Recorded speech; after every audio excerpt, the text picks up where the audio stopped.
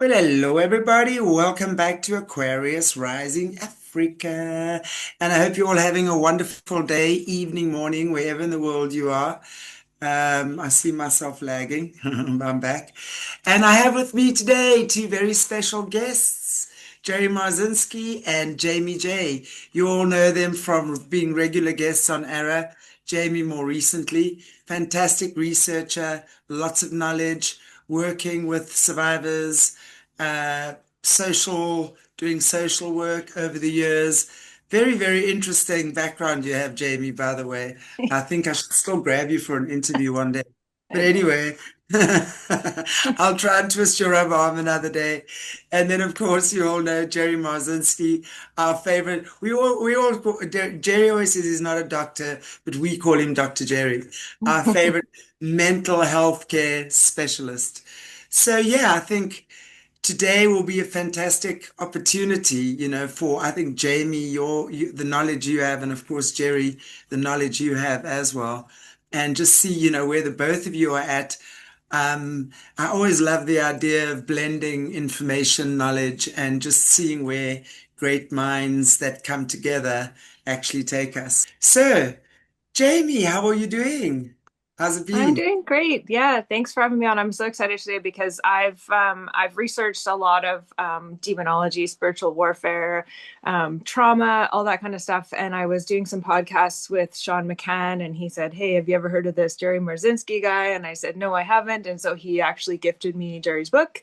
And I read it and I thought, yeah, this guy's really onto something. And also agree, like I've worked a lot in social services and in the hospitals and all, like I've really agreed with what Jerry was talking about and really speaking against the mental health system and yeah, just seeing there's another level to this and just really admire Jerry for standing out and not speaking the truth about what he's seen and what he knows and going against kind of the mainstream. And yeah, I've kind of had to come to that fork in the road in my life as well and just come forward and say, like I'm willing to just ruin my credibility in this area to like basically speak the truth. And so, yeah, I'm really excited today to meet Jerry and speak. And yeah, I'm just kind of working through this causism book too. So I thought maybe we could talk about that a little bit and yeah, and then watch the clip and just sort of have a discussion about all of it. So yeah, really excited for today.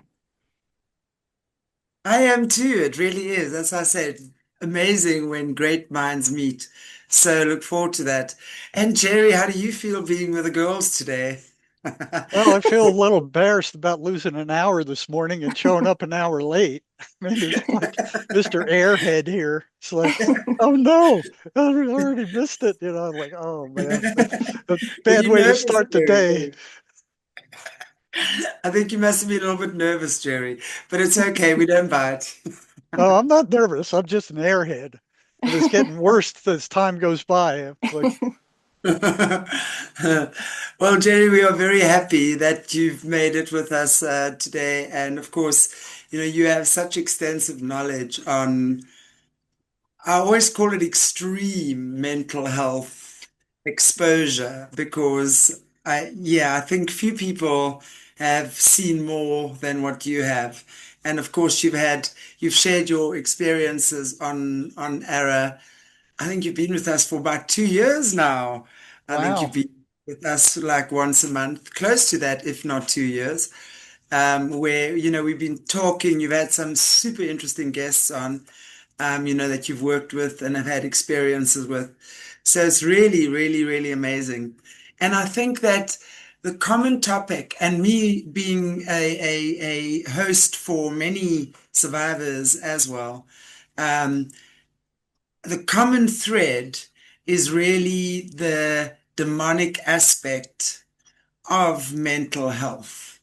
I think we label it so harshly without understanding so many details, and Jamie, we've also been through our shows recently, talking about that, womb trauma, childhood trauma, family trauma, all of those traumas that begin very early. And I mean, Jerry, we speak about that as well. So I don't know, Jerry, maybe before we watch our little clip, you can just speak to us a little bit about just about the clip, what we're going to see, and how your work weaves into that, the Well, demonic side of possession, I guess. not so much that it's interference for most people. I mean, one thing that psychiatry and psychology completely ignore is the spiritual side of the human being.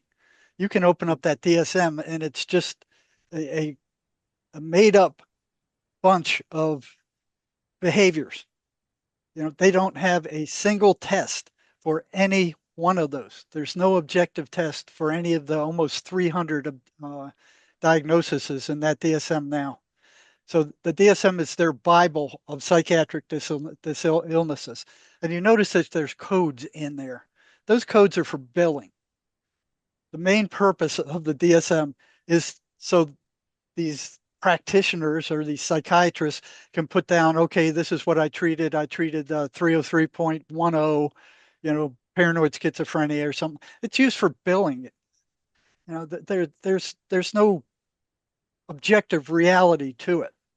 That they're groups of behaviors that kind of clump together and they bleed together too. So if you put 10 psychiatrists in a room and give them even a moderately difficult diagnosis to come up with, they'll be all over the place because it's subjective. There's no objectivity to it. It's all about money. You know, and they meet once every 3 years and they fabricate new mental illnesses. Just like they go. One guy said it was like a tobacco barn. You go in there and the guy goes, "Hey, I got a new mental illness. It's this, and these are the things," and they decide whether they can make some kind of drug for it, and if they can, they adopt it. So And label it. And and the label label, it and then the fully label. describe it, and the sub captions of it. It looks like a real scientific work, but it's a made up bunch of categories. It's completely subjective.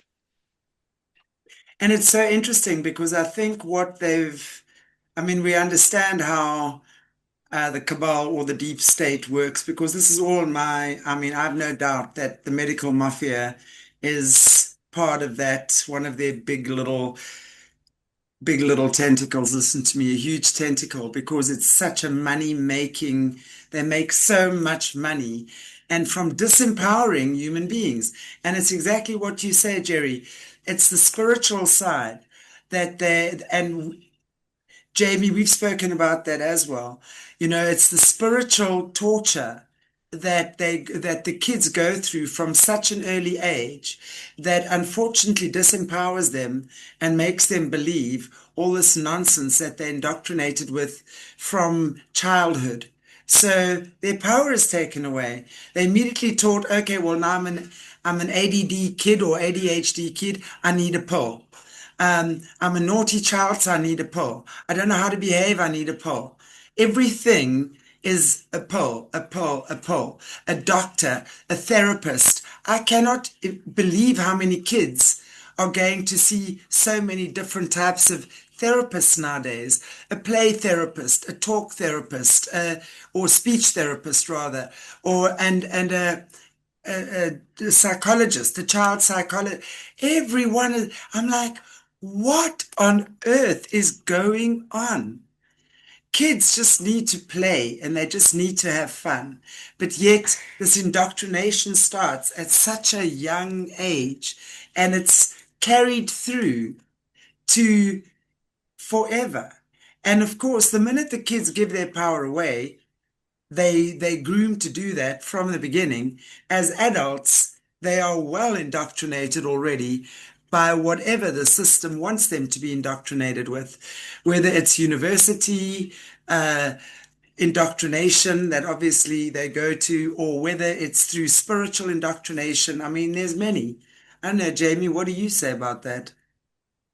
Yeah, I would even take it further and say it's even darker. And like with my study of, MK Ultra and like social engineering, Tavistock Institute, all this kind of stuff, there was really kind of this push to legitimize the pseudoscience of the study of the soul or psyche and make it into psychology and then medicalizing it even further into like saying things are biological in order to treat them with drugs.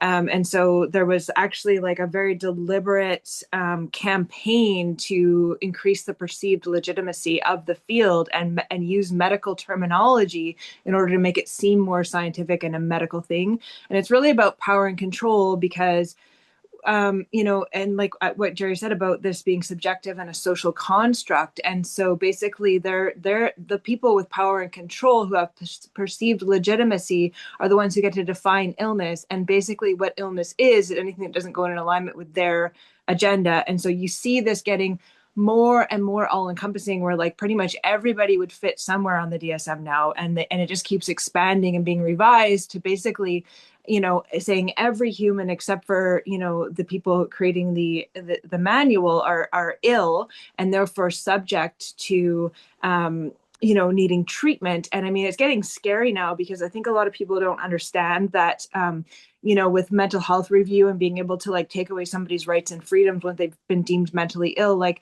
there's no trial. You don't have to go to trial and prove somebody's mentally ill. Like a doctor has basically all authority to label you and deem you that and actually take away your rights based on that, which is actually really scary, especially when they keep growing it bigger and bigger. It's basically just going to be where they're all powerful and all they have to do is label you with mental ill, put you in a category in the DSM, and they can take away all your human rights without any proof, evidence. Like there's no trial, like in a legal system, you would have to prove, right? And there's none of that. The doctor, this medical note is it can get you out of court, it can get you out of jail, it can get you out of legal things. Like it's basically above the law and it's all socially constructive. It's all subjective. So it's actually a lot scarier than people think. And like if you look at some of these new disorders now, especially things like oppositional defiant disorder and conduct disorder, and if you look at what it is, it's like basically going against the system. You're mentally ill, and they're labeling children as this and drugging not only children but like even pets now they're putting on antidepressants. And you know what I mean, it's like actually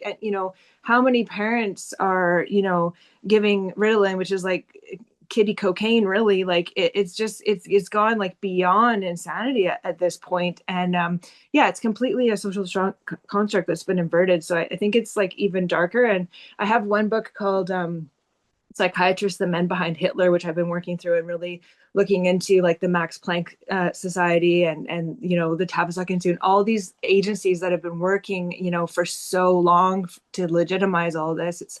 But yeah, it really has dark roots, and I think a lot of people have this perception that psychiatry and psychology and all this stuff is created to help humanity and heal and be these therapists. But a lot of it's really from dark research from people that want power and control over humans. And then they kind of have a veneer of being a helping profession in order to legitimize it. So I think it's even darker than a lot of people really, if you look a little bit behind the mask, it's pretty dark behind there for psychiatry and psychology. Yeah, those drugs don't cure anything. None No. of none of those drugs are making $11 billion, not million, $1 billion a year selling antipsychotic drugs. They cure absolutely nothing. All they do Mhm. is treat the symptoms. Same thing with antipsychotic or antidepressant drugs, and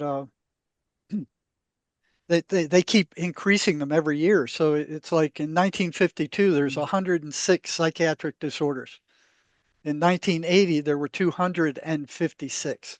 So they have these meetings once every few years, and they just come up. They just dream these things up, you know.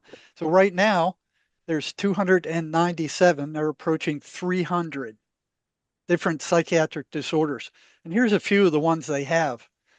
Mathematics disorder. I got that. If you don't like mathematics, you're disordered.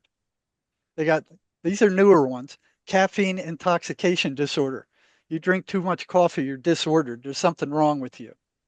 Sibling relational disorder. So if kids are fighting with one another, you know, they're disordered. Uh, there's one called Florence syndrome. It's being overwhelmed by beauty, such as in Florence, Italy. The symptoms are fainting and dizziness. The treatment they recommend are antidepressant drugs.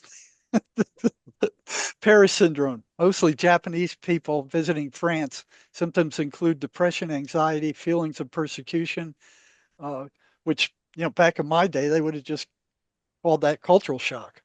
And I believe in the past they had one called Southern Belle syndrome. So it's series of behaviors that Southern women ran. And of course they got a drug for all this stuff, and especially for kids. Now these are statistics from 2017, so it's a whole lot worse now. This is a long time ago. In 2017, they had more than 7.2 million kids on psychiatric drugs in the United States. Over 622,000 are under the age of 5. There were over 80,000 kids on ADHD drugs, which is amphetamine. There were over 85,000 on antipsychotic drugs, and these drugs actually rot your brain out with long-term use. You know, and they're putting kids on it. These little kids that it's unbelievable. They had over 389 uh, kids on drugs for anti-anxiety. So these are usually addictive drugs. So they're friggin' out of control. I found it so interesting, Jamie, what you were saying, which obviously leads into what Jerry's saying here as well, is that there's no legal system to override the doctor or to defend you or and protect the individual from these sometimes monstrous doctors. Because it's so true what you say. If they've got an issue with you, or they in collusion with something or someone, as we know, unfortunately, a lot of the medical fraternity is, they can collude to have you put away. And no one has any authority or legal right to get you out there. Once one person has said you're in, that's it. They don't go against each other either normally. No, Like there's kind of a code. And I yes. worked with a lawyer who does mental health reviews for people that they kind of have this like kangaroo court where if somebody's locked up because they've been deemed dangerous as a harm to self or someone else, they have this little number they can call for a mental health review where they'll have people look over it, and basically they just always re-agree with the original doctor. Like, but they'll go through the kangaroo court. Like it like I even knew lawyers that just quit and said like I actually just know it's not like there's no point. It's like I know it's not a real court even like because they'll just never go against the original doctor's diagnosis or recommendation. Yeah, I've seen that too. Yeah, they You cross know, legitimize each other. So and you look at this drugging of the population. It's like they will feed these psychiatric drugs to anybody who will take them yeah, virtually, and they come up with yeah, different versions over and over again. And they go, they came out with this bullcrap. Uh, what was it when Prozac came out? The antipsychotic drug or the antidepressant drug Prozac. They needed an explanation for why it worked, and they didn't have one. They go, oh, it blocks serotonin reuptake. So um, they just announced that it was a chemical imbalance in the brain. The Eli Lilly, the drug company, did that. And they yeah, knew it wasn't right at the time. They knew it was a lie at the time. They went with it anyway and they published it. Now the universities picked it up. So the universities are teaching that now. You know, and it's been long discovered that there is no chemical imbalance in the brain in mental illness. With the common mental illness, especially schizophrenia, they haven't found any chemical imbalance of the brain. Matter of fact, they don't even know what the chemical balance of the brain should be. yeah. It was made up by Eli Lilly, um, Hmm. and then Yeah, then they there's a just dark ran with it. history. There's a dark history of and what it is it's occultists, and what they're doing is declaring that something is, and it's a type of spell casting, and they're standing together as a group and saying we've declared this is reality, and then people out of their perceived superiority of being accredited or whatever say agree and say okay, well if you guys say it is, then it is, and it's really a form of magic, and they've basically it scares me how many people are on medications, including workers. Like I've worked a lot of places, and I'm telling you, half the counselors are like, "Oh yeah," half the doctors are taking this stuff themselves. Like I had a doctor that was taking Prozac, recommending it to all my clients, saying, "Oh, I take it myself. It's great." Like it's just absolutely, um, you know, sometimes I wonder what the actual numbers are of people that are somehow on some type of drug. And part of this bringing in the new world order is like everybody has to kind of be subdued in one way or another to not have their wits about them. And if you think Yeah. about how many people are dissociated from reality on a chemical level, just kind of, numbed and dumbed and kind of, not connected to their conscience or emotions, even their own anxieties. Like they're just kind of like watching everything through a screen because of how many people have, something interfering with their perceptions. Like, I mean, I don't know what the actual numbers are, but sometimes it really scares me because it keeps growing and growing. And here, I'll shut up here in a second, but I just wanted to, my favorite one is the demon face syndrome. It's called prosopodometamorphosis. I can't even pronounce it. But anyway, so this is a syndrome where people are diagnosed as seeing people shapeshift into demons when they're talking, and it's an actual it's actually clinical demon face syndrome. If anybody wants to look that one up, it's pretty interesting. So if anybody happens to see somebody possessed and shape shifting, then they can be locked up immediately and diagnosed Oh, as geez, mentally I've ill. seen that a number of times. Matter of fact, Well, last week. you must have it then. Yeah, along with the caffeine disorder. Jerry. Well, you look at what these guys do when they make a diagnosis. The person goes into the psychiatrist's office. They ask them some questions. They come up with this diagnosis, which if there were any other psychiatrists in there, they might have come up with a different diagnosis. Yeah. And then they're telling them, okay, you've got a chemical imbalance of your brain, but they don't take any uh, baseline data. You go, hey, if I got a chemical imbalance in my brain, what's out of balance and by how much? What's out of balance? Yeah, What kind of tests do they have for that? They don't. yeah, It's like you exactly. were saying, Jamie. They make it up. They make Yeah. everybody believe it, but there's not a objective test for a chemical imbalance in the brain of a mentally ill person does not exist. Yeah, and they'll It's tell you, all right? They'll say we don't know how it works, and that's why they just keep trying different drugs. And they're like, well, let's just keep shooting darts at the board and see if one sticks. Yeah, that's exactly what they do. And they find one that they think works best. And then if that doesn't work, then they increase it, decrease it, or whatever. And I've watched in the institutions a lot of times the patients would lie to the psychiatrist and tell them, "Oh, I don't hear any voices," because they didn't want to get drugged even more than what they were now. You know, and Yeah. those drugs very seldom get rid of the voices. And if they do, when they go off the drugs, they come back for the most part. I might have seen maybe one or two in my entire 45, 50-year career where they gave them these drugs and the voices disappeared. And that was only after when the voices just recently started, just as they started. But for the most part, those drugs don't get rid of those voices.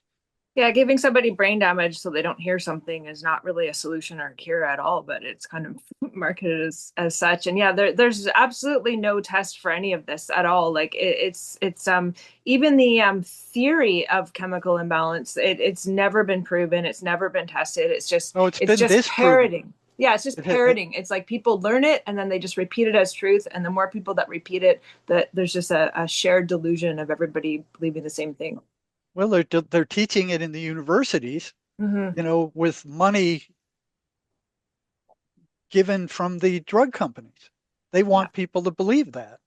So anybody who tries to publish an article against that, they defund that that institution. Yeah, a lot of people don't understand the way that peer review works as well. So, like, people think that something being peer reviewed gives it legitimacy, but basically, it's just a gatekeeping exercise for if you want to publish anything that doesn't agree with what they've already deemed as the truth, then they won't give it the stamp of peer review, and you don't get to add it to the body of work. So they're just gatekeeping any research that would go against. But yet, people think anything that's peer reviewed is somehow legitimate, but it's all yeah, people I don't know if people really think about that, but it actually almost makes it seem less legitimate if it's reviewed by the peers. Well, they've accused me of that. They go, "Oh, It's it's not not objective. what Marcinski says. It's not peer reviewed." Yeah. Who else? I gave them that list of traits of the psychotic voices. Do you think they mentioned that once? These patterns that these psychotic voices run. the bottom line is if they run these fixed, repeatable patterns over and over again, they can't be hallucinations like the psychiatric mafia insists. You know, hallucinations Yeah, don't run patterns. They're random. They're all over the place. These things run fixed, repeatable patterns. I published them on my website. I put them out to podcasters. You think they mentioned that once? They don't even look at it.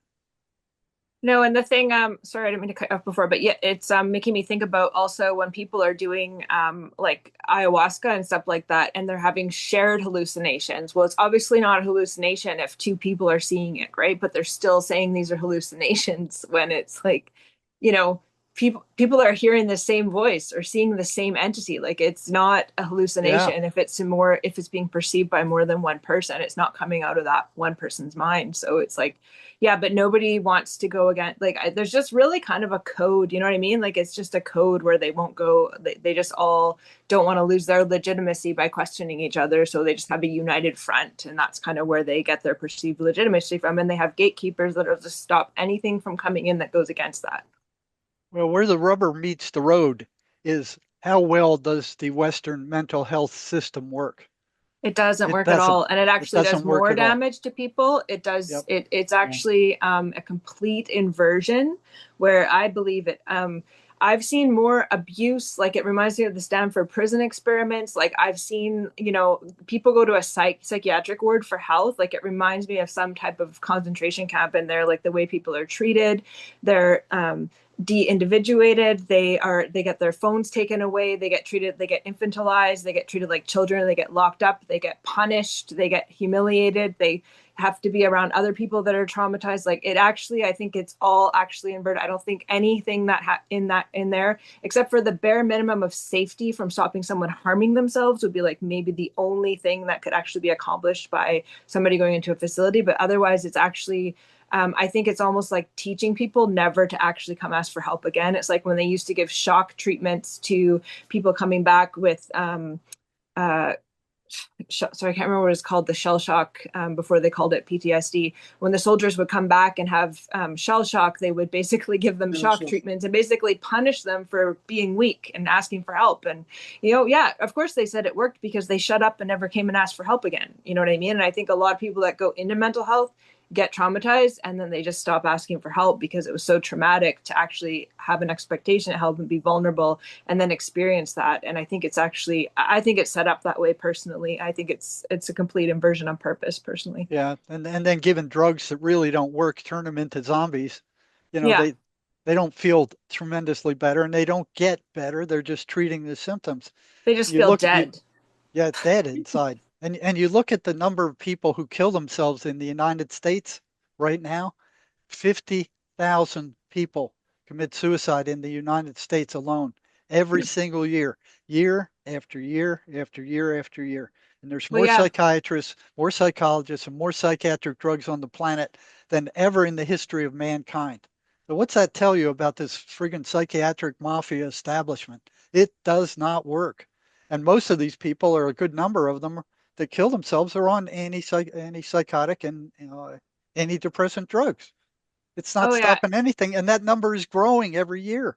increasing it. And It's up in increasing. Canada now, we have the MAID program where actually the government will assist you with suicide or kill you. So I heard now about that. in mental health, they're offering it to veterans, homeless, mentally Oh, ill. They've applied for children, teenagers. So like now, it's like yeah, it's actually got so out of control. It's actually the level of inversion is it's just a suicide factory. Really, is what it is now in Canada. It's just all about and a lot of people go to school for all these therapeutic methods, but it just all comes down to the bottom line of money, right? So they're not going to spend time and they're not going to fund therapy. Like insurance companies are not funding it. It's like going to be drugs. It's like not, it's all about money. And now a lot of the diagnoses and stuff is all done through AI. So they basically have like they're just inputting the symptoms and getting like an AI diagnosis and a drug recommendation. And if that doesn't work, like sign you up for the MAID program. It's absolute insanity under the label of mental health.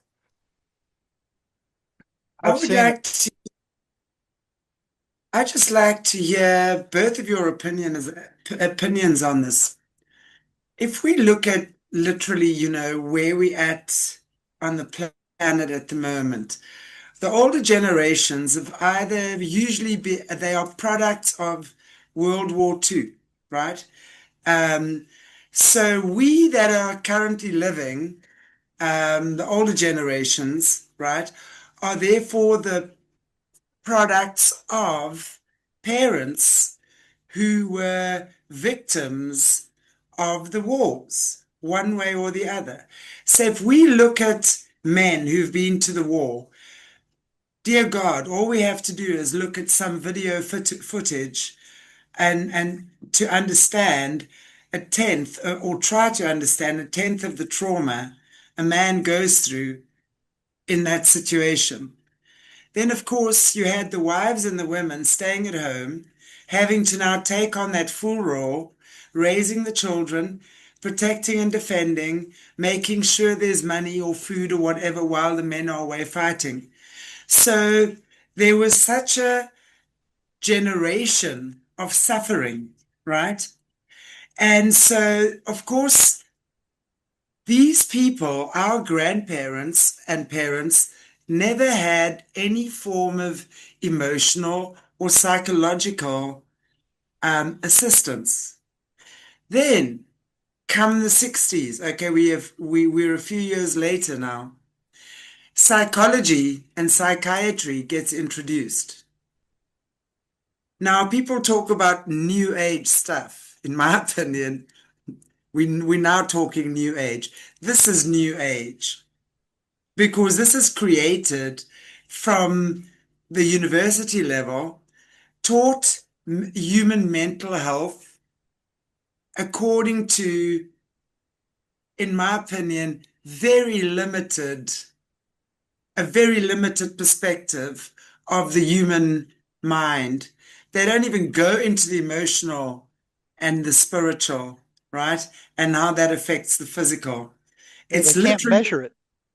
They stay away exactly, because they can't measure it. They can't see it. They can't get their hands on it. So they just exactly. ignore it. You know, But Jerry, my point is these guys actually know this because they are occultists. They understand it. They know everything about energy and how it works. So they are therefore cutting a big part of what we as human beings need to do in order to empower ourselves, i.e., the first step is the spiritual step, and not through churches and religion and organized. Nothing at all. We have to relearn that we are sovereign human beings. And and whatever that might be for us, each person is unique, right? So we have to be taught these things. Our kids need to be taught these things, right? And then of course that's going to take a whole generation or few to merge back into a well-balanced, stable society. But what my point here really is trying to understand how we, at this point, knowing our grandparents and great grandparents are all really products of war. They've suffered. It's in our family bloodlines, right? Then in the 60s comes psychology and psychiatry, which is really take medication, and you are labeled this and you have a medication for that, and it's not going to be cured. You're going to be on that for the rest of your life. 80% of humanity seems to be there right now. So to get out of that, we have to find a way out of that where humans can understand we don't need medication. We have our sovereign spirit. And when we tune into that and tap into the spiritual aspect of who we are, that overrides any programming we may have had, right? So I'm if you can wondering, get past that, if you can get past that, because in Mace they have something called a negative identity. Okay, and it's yes, basically programming that you yes, have that's what I'm been saying. programmed to feel worthless or stupid or whatever. Yes, And that's that's operating in your subconscious mind. So those feelings, even though you may realize intellectually, no, I'm not stupid or I'm not worthless, but those feelings are pervasive from that negative identity in the subconscious. that was buried there to try to Exactly. protect you from that exact thing. You know, so it kind of surrounds the spirit, and once you break it away, then you're closer to the spirit. And that's one thing I liked about Mace. Unlike all other psychotherapies that I've ever run into, Mace is an energetic psychotherapy. It works with energy, and it gets rid of that negative energy, kind of like draining a car battery till it's dead. So you drain that negative identity until there's no energy left in it, and then it's dead. So that feeling of worthlessness is dead with it. Yeah. Now, it doesn't work really great with schizophrenics. Last week I was dealing with one, and he had a voice in him, and he wanted to get rid of the voice. So we got rid of a lot of the programming. The voice was still there. So went after the voice and drained the voice, but it would not go away. So here I am talking to that voice, and it's refusing to leave. And then all of a sudden it jumps up and it goes, "You didn't ask me about legality." And I'm like, "Legality." And then it repeats that again. This is coming out of the guy's mouth, and his face is different. He's just, "You didn't ask me about legality," a second time. So I said, "Okay, what gives you the legal right to, bother this person? What right do you have?" One word came out of his mouth: pornography. And I'm like, "Okay." I Right. looked at the client and I said, "You need to do something about that." It's so interesting because that we talk about that, all of these addictions are literally portals, doorways that open up, whether it's porn, too much work. I mean, work, an addiction to work creates exactly that same portal, right? Sex, drugs, anything, any addiction that like that creates and especially the lusty ones, that those lower vibrating entities, the lusty, they always just grab you, don't they? Very, very interesting that. Wow. So I'm sure that once he closes that door and decides to change that entity won't be bothering him anymore. What was interesting is I would say that Mace only gets rid of these voices maybe 25-30% of the time. But twice with one other Mace therapist and with this one I met last week, the voice was complaining, "I need energy. I need energy." It was saying, "I'm drained. I need energy." And I'm like, that is very interesting because the Mace process drained the energy but didn't get rid of it. And this one last week said also, he said, "I'm assigned. I'm ordered to do this." And But it's once there's no more energy coming from the person, that entity will automatically, it's like dry off, like dry up and wither away. So it's yeah, yeah, impossible for it to stay there once that um, doorway is closed and once the pipeline for energy that is feeding off. right. They will have to leave if they're completely Yeah. drained. There's going to Now, be sustained for a little while on whatever resources he might still have stored in his whatever you want to call it. um, but yeah, for me, and I think that's amazing. It's like weaning something, you know. It's going to take a while for him to disappear, but definitely, I agree that it will when you no longer have those doors open. yeah, and we interviewed, I think we interviewed Sherry Sweeney, right? Yeah, we did. Yeah. So It's she cool. wrote a program. She was plagued by these voices when she was young. She's an engineer, so she figured out an engineer way to do it. She came out with a program called the "That's a Lie" program.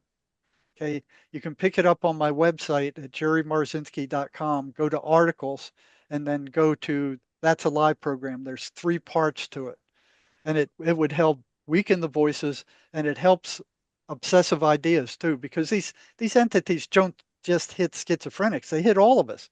Virtually every negative thought you have in your mind about yourself or anybody else comes from them.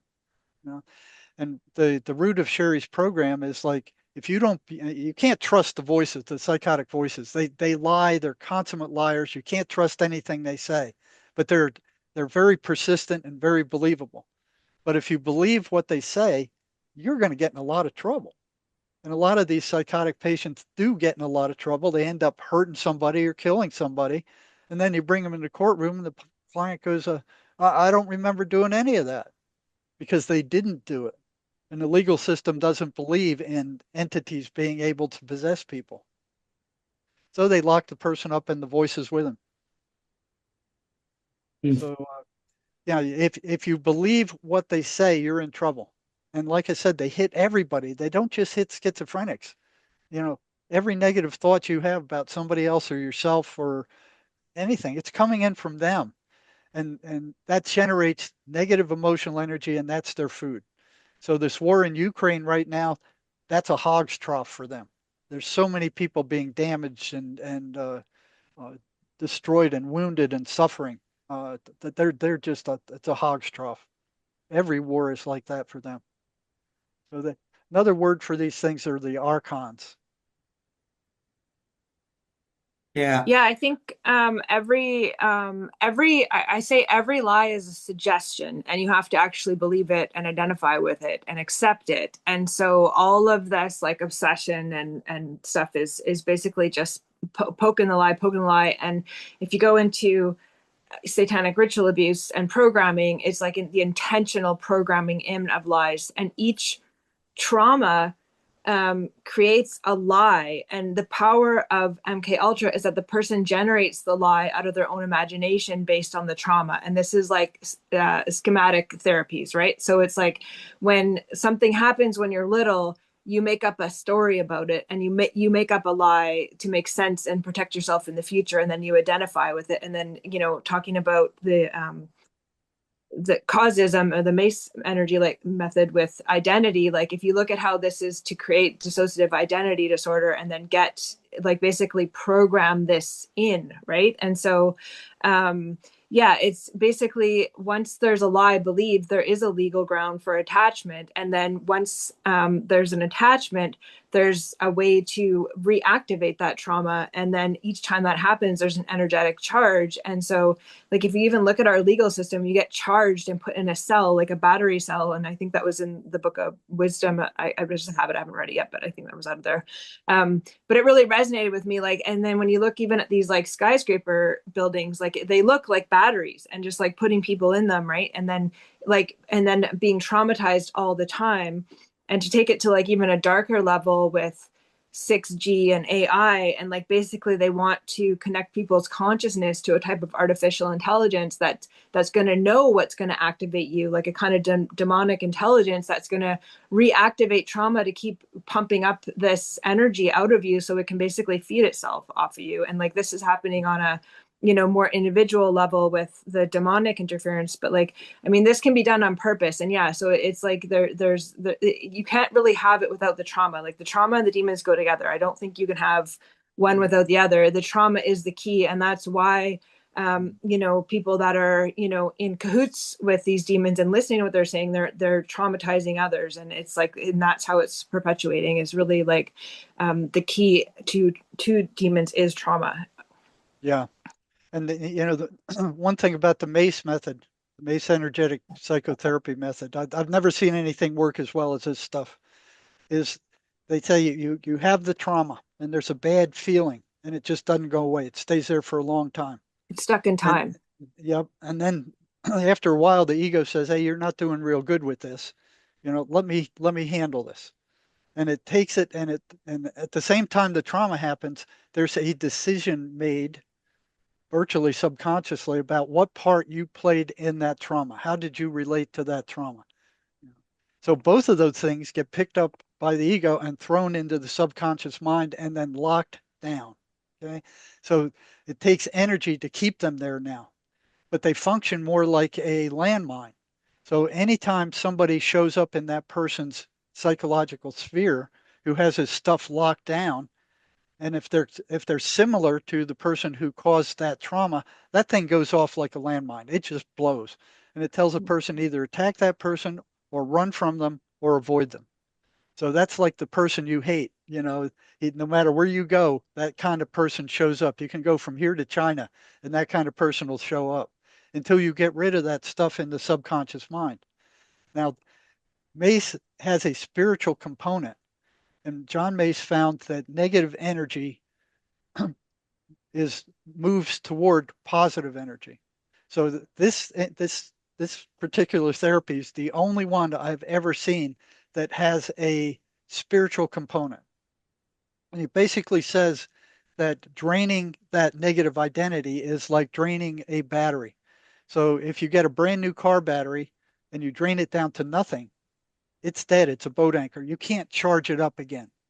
So Mace is using that flow of energy, and you go to batteries. It's the negative moves Yeah. toward the positive in that circuit. So once you connect the spirit to that negative energy, the spirit actually takes it, drains it, converts it into positive energy, and returns it back to the person, and that thing is drained and gone.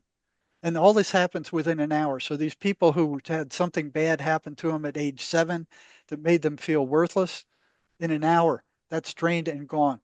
They no longer sense that. They no longer feel that. It's gone. It's not there anymore. Without that spiritual component, Mace wouldn't work. Hmm. Yeah, absolutely. I'm not sure if there's anything, Jamie, you want to maybe just add to what we're saying. Otherwise, we can maybe carry on with a little video clip. Is there anything? I just wanted to show this one book that is it the right way or is it backwards?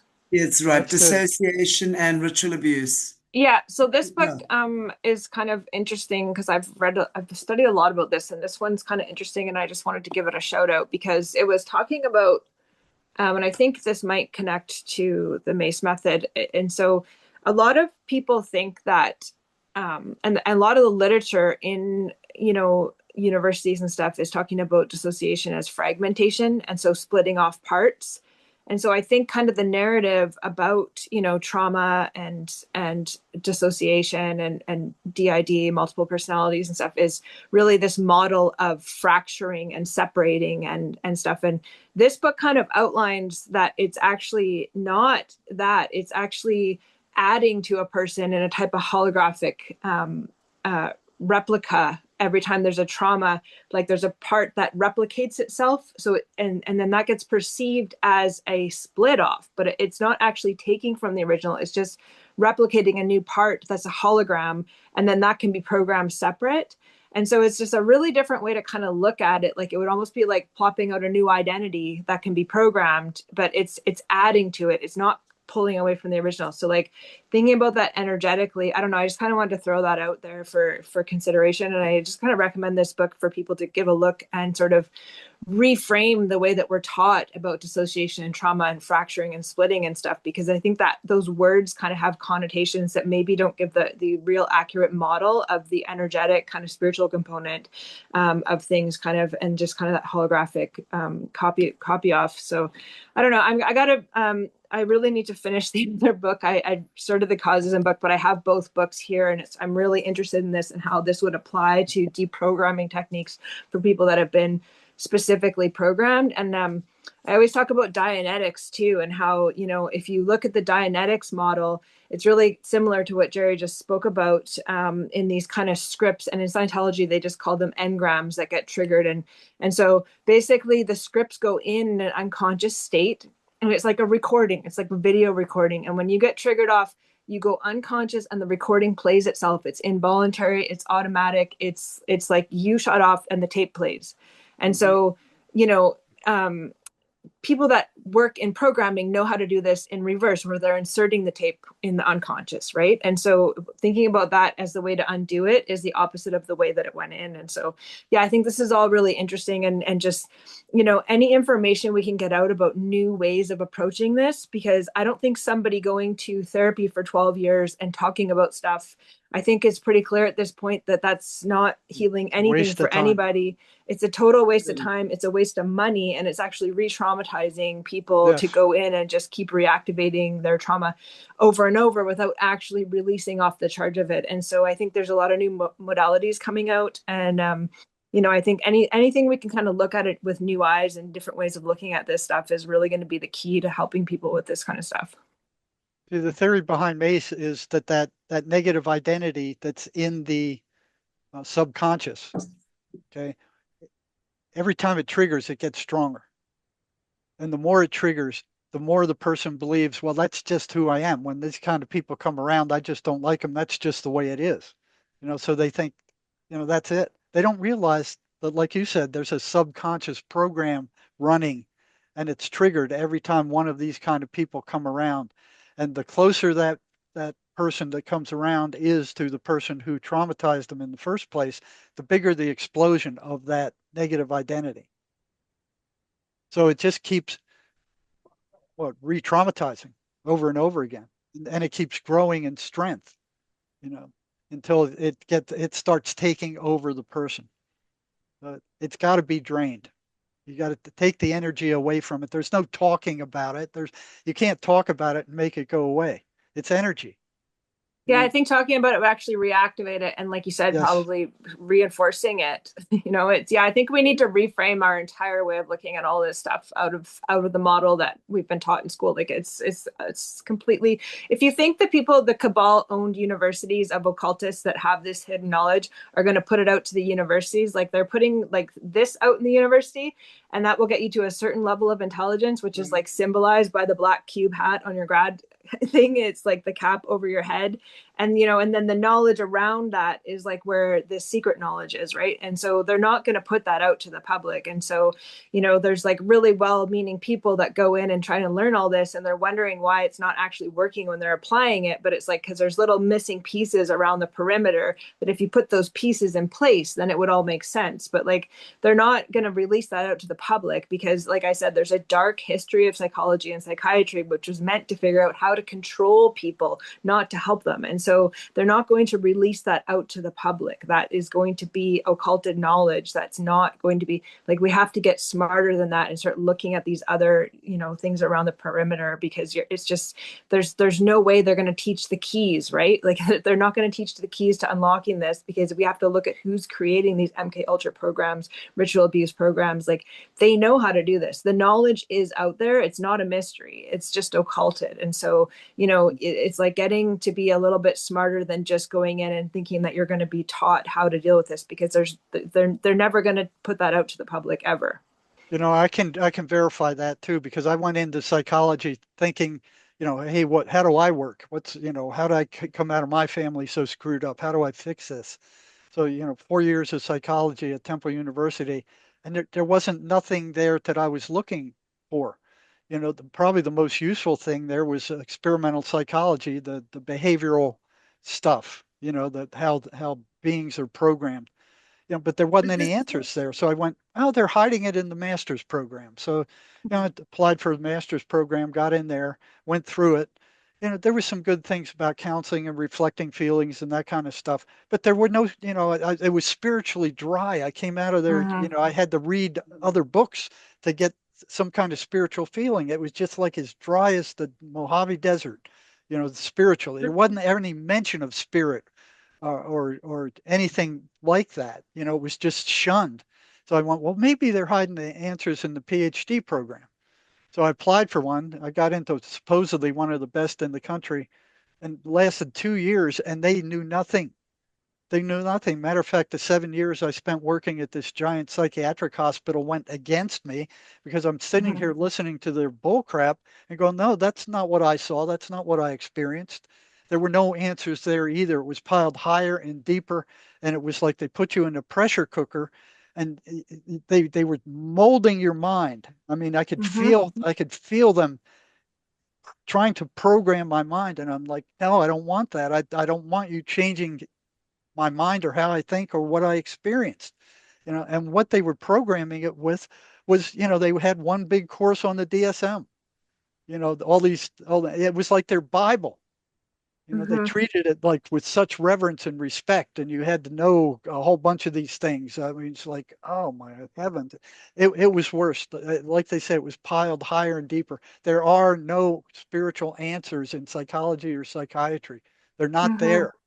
I think it almost could make people worse. Like the more intellectual and stuff you get, the less you're going to be able to sit in a room and connect with somebody on a Right. spiritual heart level. And so Yes. that's why like there's some really, great people in the world that don't need a PhD to like care about their fellow man or hold space or care or listen. You know what I mean? Like, and I'm a natural, like I actually I'm not pretending, like I actually do care and I actually am listening. And I remember like going for these training courses and counseling when they're like, and this is how you act, like you care, you reflect back and you say how, and I'm like, it was almost like I was like trying, it was like I was being forced to be fake when I'm like, why don't I just be sincere and genuine, because I actually do Yeah. care and Yeah. I am listening. Like why do I need to have all these fake phrases? Like it's actually making me feel incongruent and insincere Yeah. to like to be this way. And like now they've even moved to these AI models. Like I was going to do this hotline job, and they were like, you basically had a script, and you had to stick to the script, like to talk to people on the phone.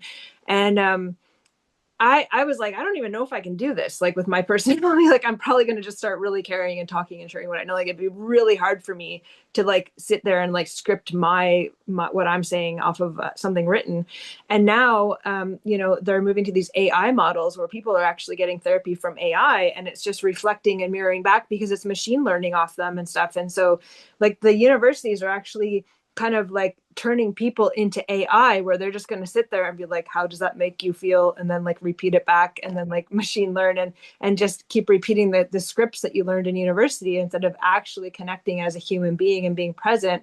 And so it's really interesting the way that AI is coming into everything now, because they have all these AI counselors and stuff that people are using for mental health now. And it's like, well, there's not too much of a difference now from somebody that gets spit out of the university to something that AI spit out, because it's basically they're trying to merge the two together, where you've just been programmed to be like a conduit of AI to go and you know um, program other people. And I think a lot of people don't understand like how political what they're teaching in university is now. And the more, I think it's been getting worse over the like I've actually had to really, I just keep more and more trying to get away from it, because I'm seeing just how insidious it actually is.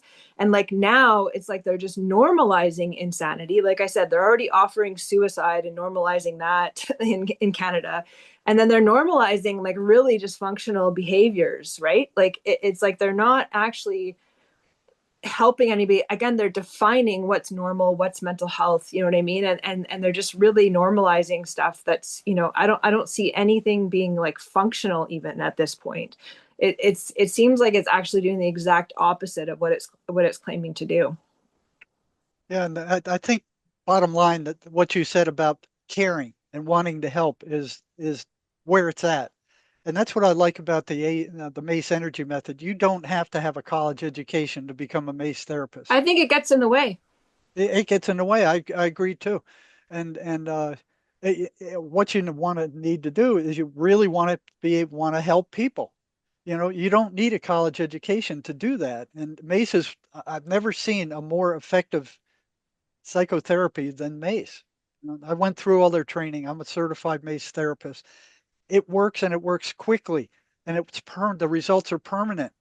You know, the psychiatric mafia does not want this stuff out there. Matter of fact, the MACE people took it to the university, one of the universities in Australia, and they said, "You give us the patent for it, and we'll consider it." And the MACE people said, "No, no way." So they took it to the legislature in Australia, demonstrated how well it worked there, and they just blew it off. They don't want this stuff out there. They're making too much money selling these toxic, poisonous drugs, and these advertisements here in the U.S. I mean, every advertisement on the TV almost is a drug commercial for some made up crazy drug that they just come out with. You know, they they They Sorry, and they may even have counselors now that just say they have dissociative identity disorder. They're not trying to heal it at all. They've just accepted it, and they're offering counseling, and they take the drugs. And I'm like, how is like if you're going to counseling for somebody, they should be a role model of where you want to be at and be able to help mentor and coach you to get to where they are based on their knowledge, right? So like that's why you would go to somebody for mentorship. Like you're not going to go to somebody that hasn't healed their trauma. Like I'm seeing counselors like, severely overweight, severely in addiction, severely like in, have major mental health issues. And like they've just basically kind of normalized it all, where it's like, however, and then they want to come and normalize your dysfunction and trauma, and like they've made it completely immoral, amoral, like there is no right and wrong. There's, this abuse is, it is so political. Like it's like, I don't know. I'm just at the point where I can't even actually believe like some of the training I took, like, and for me, like I actually got to a line where I just like walked out of a class because there was somebody we had a professor, and he was talking about how, and he was gay, and he was saying in his town he had to have relationships with older men because there was nobody his own age to be gay with. So he was basically in a university class basically saying it's okay for pedophilia to occur if there's nobody else your age to be gay with, because that's the most important thing. So if there's nobody your own age, like, and this was in a class teaching people to be sent out to the world to be counselors. And I'm sitting in class thinking, is anybody else hearing what I'm hearing right now? Because this, like, why would this be taught to people? Like, this is actual insanity. Like, this is insanity that this is being taught in a class. And everybody just sits there in like cognitive dissonance and says, well, yeah, I guess if there's nobody your age, it's like, You and know, these are I mental saw health gurus that are going to be unleashed to mentor others. I saw the same thing in the when I was in the PhD program. The second year, the head of the department, the psychology department, wanted all the second year students to come to some auditorium and meet. Okay. And here he was, he used to be a preacher, but he turned into a psychologist. So here he is teaching this normal curve. And I'm no statistician, but I've had enough of it by that time to understand the basics. And he was presenting this last 10% of the population as if it represented the whole entire population. So I'm like, wait a minute, yeah, that's not right. You can't do that.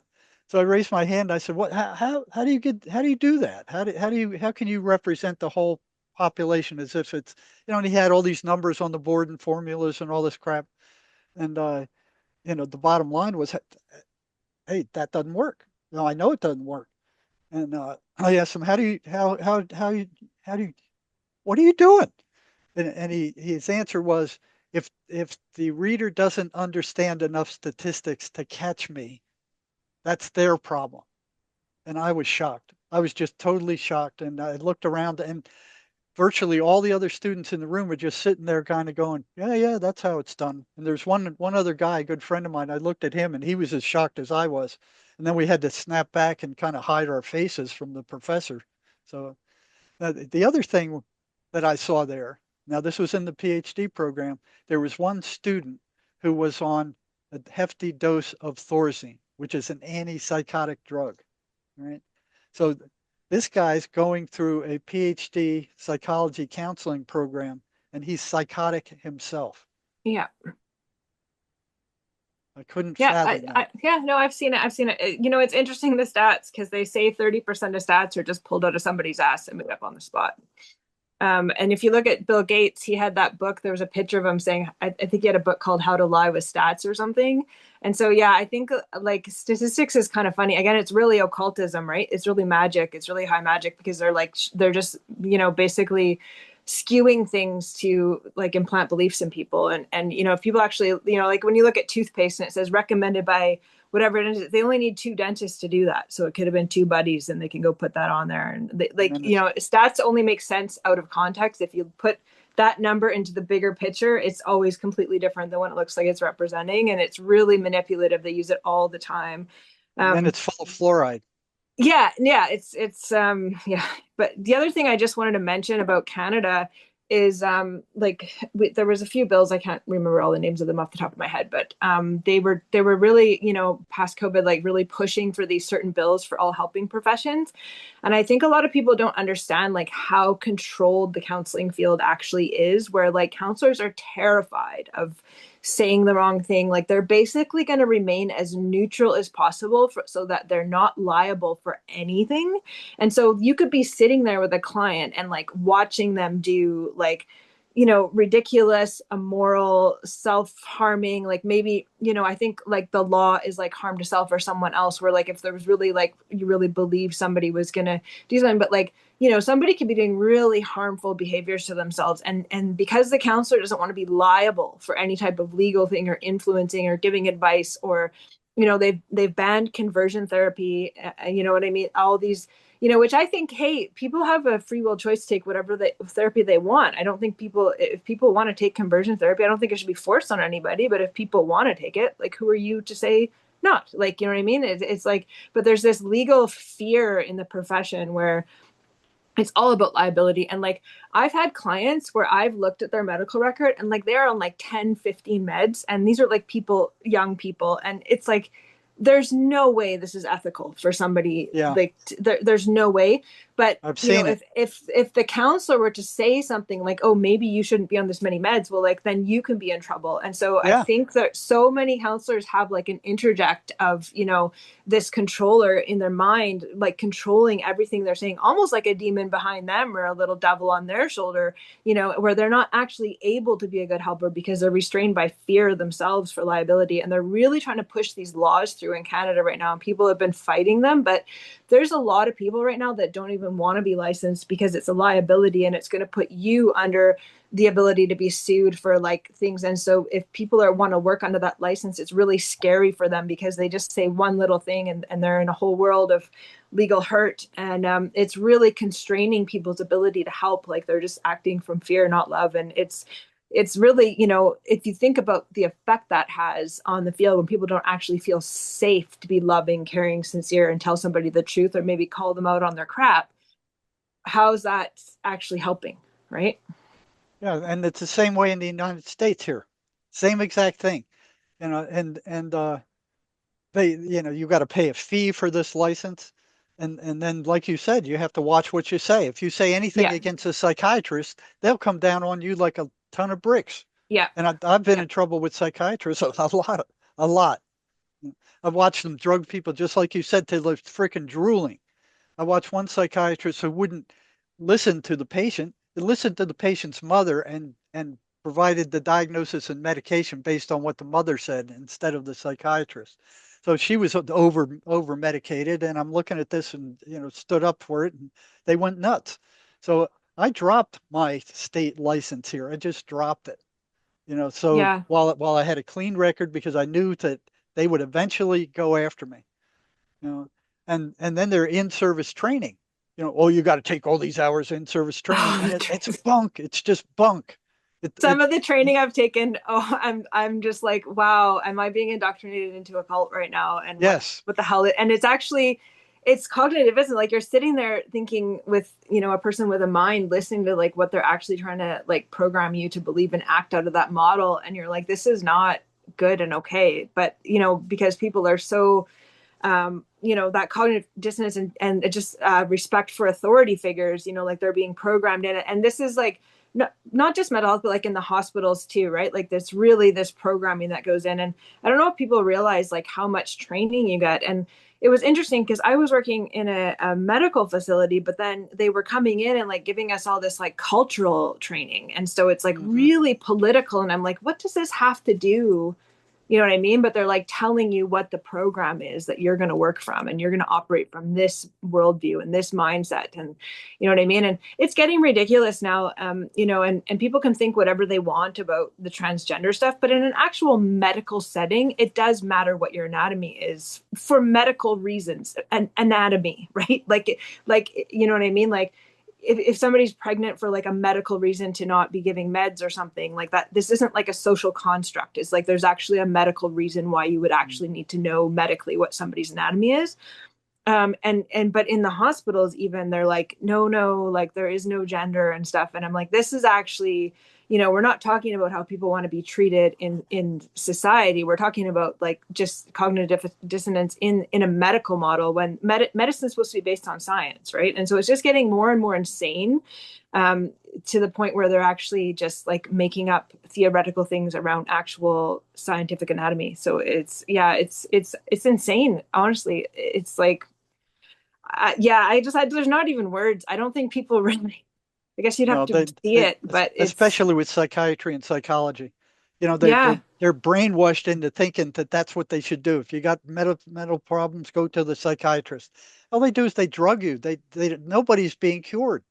It's a controlled collective that I don't think half of them know what they're doing. I don't think half of them know have ever seen the Thorazine shuffle or echinacea where the person is so debilitated by these psychiatric drugs that they can't even walk straight anymore. Yeah, I've seen that. I've seen that, and like it's horrifying. It's like you're like, this is not this is not No. this is evil, right? And I actually met a pharmacist, and through a mutual friend, we're having coffee, and he was telling me, oh no, these antidepressants, they people just go on them for 3 to 6 months, and it cures their depression, and then they go off the drugs. And I'm just looking at him like, you're a pharmacist, and you believe that? Like, I said, have you ever worked in mental health at all? Like, have you ever actually interacted with anybody that's been on these drugs or looked at them over, longitudinal? Like, and he said, oh no, no, I just like, yeah, but that's what they're teaching the pharmacists. Like, a pharmacist believe that, and as he's doling out these drugs, he literally believes people are just going to be on them for 3 to 6 months, and that it's going to cure their depression, and then they're going to come off the drugs without consequence, which is Yeah. just, it just, yeah, it's so like bad, the programming No, for sure. those antidepressants are very, very addictive. It's very hard to get off of it, Oh especially yeah. Wellbutrin. It's almost as bad as heroin, Oh and yeah. And the and they're anxiety brainwashing. medications. Yep, they're bad too. And they're brainwashing these psychiatrists into believing that mental illness is due to a chemical imbalance of the brain and that they have every right to prescribe these toxic medicines because of that.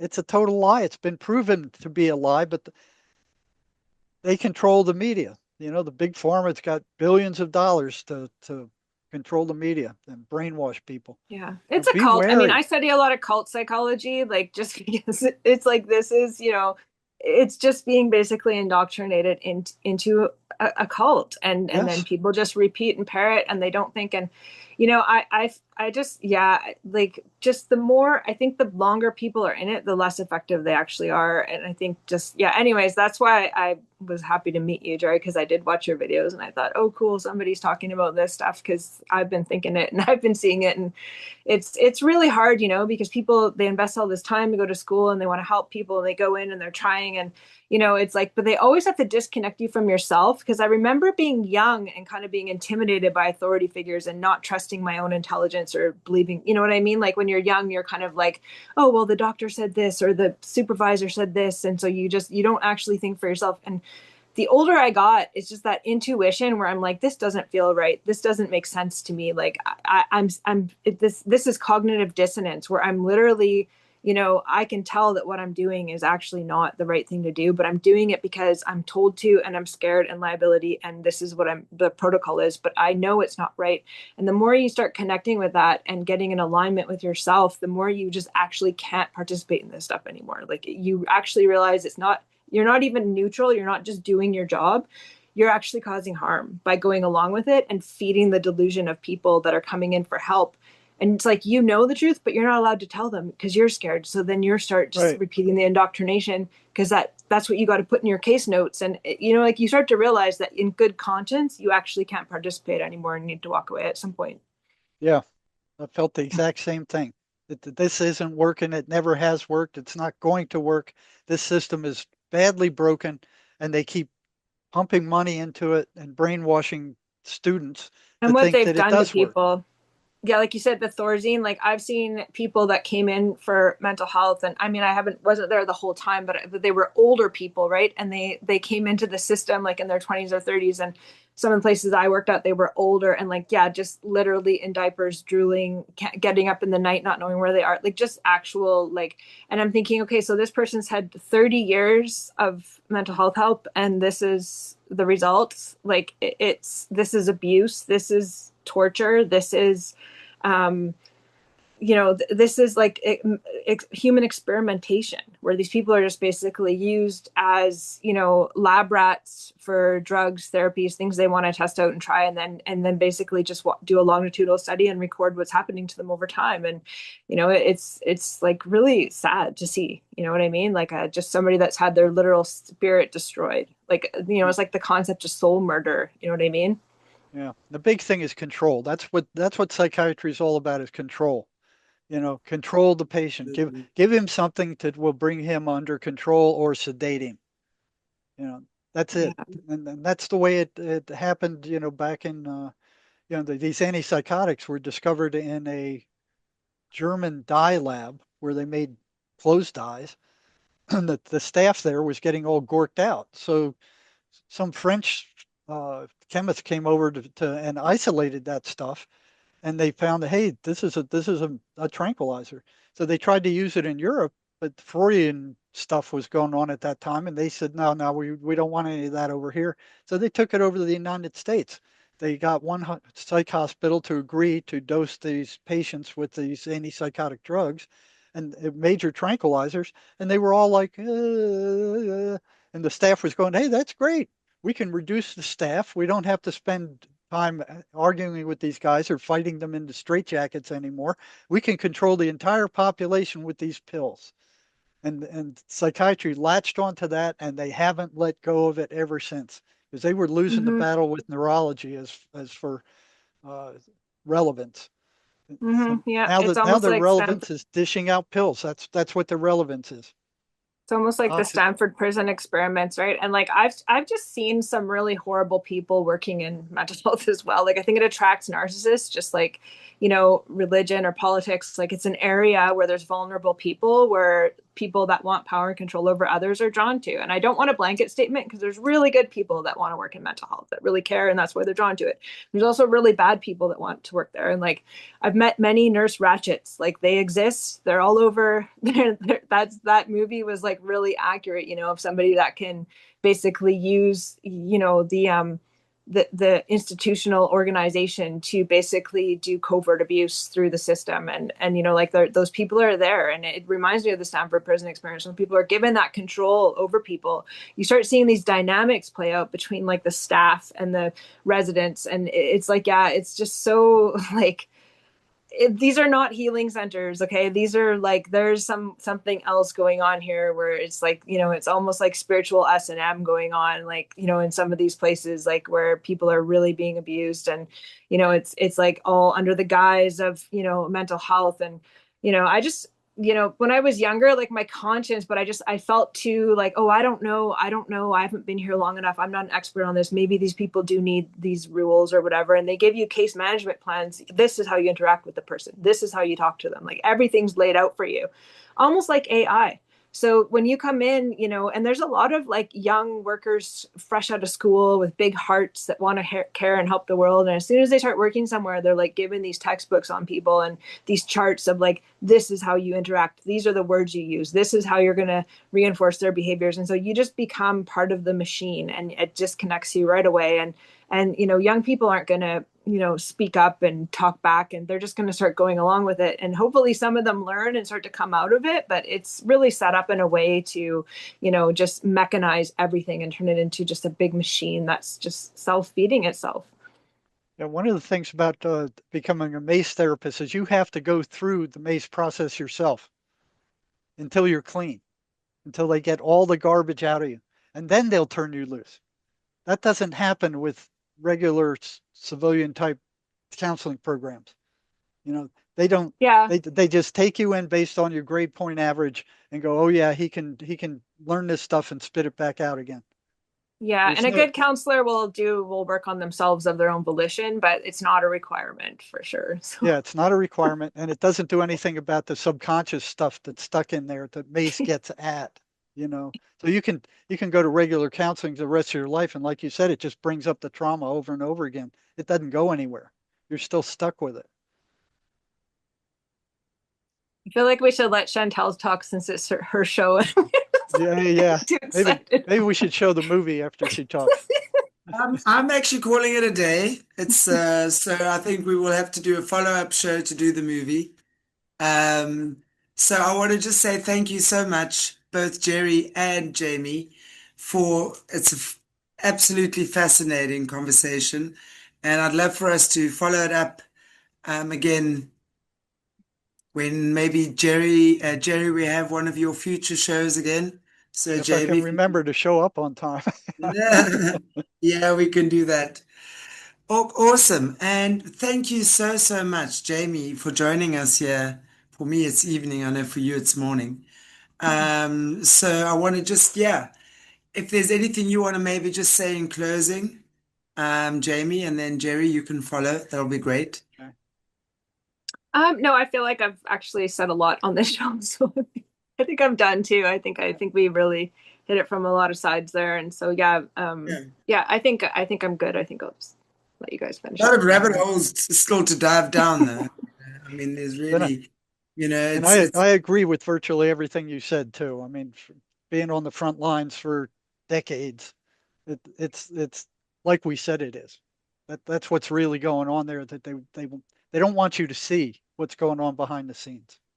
yeah, Yeah, I think it's abs- just getting away from perceived legitimacy of authority figures, which is like a Right. huge theme in my life and the work I do and the stuff I speak against because like so as society we're just programmed to respect like degrees and authority and like I just think people really got to get out of like break through that mind control and look at people look at people's fruit what they're producing, you know what I mean, like don't hide behind this like organizational perceived legitimacy because and I feel like that is happening on the planet like with things being exposed and the consciousness rising on the planet, like we do need to let go of like these this kind of like veneer of legitimacy that so many institutions and authority figures have right now and really look at like what's actually working, what's actually helping people and like just people Right. really you got to start thinking for yourself and you got to start connecting to your yeah, own intuition and you need to actually look at the effects of what people are doing, not just you know what they're hiding behind and taking that at face value and thinking that that's what that's something somebody says is true just because they're coming from a place of you know being through one of these organizations or something. Like I think it's really time for humanity to break through that like big time. Yeah, and not trusting the letters behind their name. That doesn't say anything about the real quality of the person. totally. Absolutely, it says a lot more for people that are willing to say, "Hey, like I don't need to stand behind this because I actually can back up what I'm saying with some evidence." So you Right. know, it's just it's people got to break through that programming of and like Chantel said from World War II, everybody was just programmed like the baby boomers programmed to like respect authority and believe the news and believe what the doctor said and believe you know the teachers and so yeah it's like I feel like this now you know humanity's moving to where we need to overcome that, we need to actually think and process and look at things ourselves instead of just being told what to believe and trust. Right. Yeah, We have absolutely. a book here written by myself and Sherry Sweeney that talks about how we came to the conclusion that the voices that schizophrenics hear are actual entities and are not auditory hallucinations, as a psychiatric mafia insists, without any research whatsoever. They've done no research into this at all. It's a lie. Mm-hmm. Yeah, totally, So you can totally. get this through my website at jerrymarzinski.com, or you can go to Amazon. They have it on Amazon too. Well, both your details on all you and all your links and stuff will be in the description area. So you guys can, the viewers can just check the description area, follow the links, and yeah, explore further because, wow, it is definitely, there's a lot to talk about. Anyway, thank you so much, guys. Take good care. I know it's weekend, I don't know, whatever. Yeah, we're pre-recording, so happy day, happy weekend, happy whatever. God Okay. bless you all. Take good care. Bye bye. Bye.